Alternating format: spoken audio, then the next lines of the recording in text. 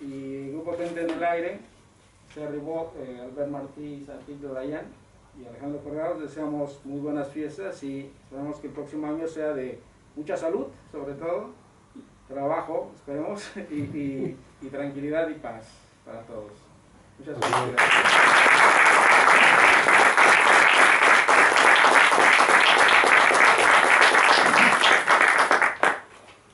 I com que és una Nadala molt coneguda, si es volen afegir a cantar, endavant, si poden afegir.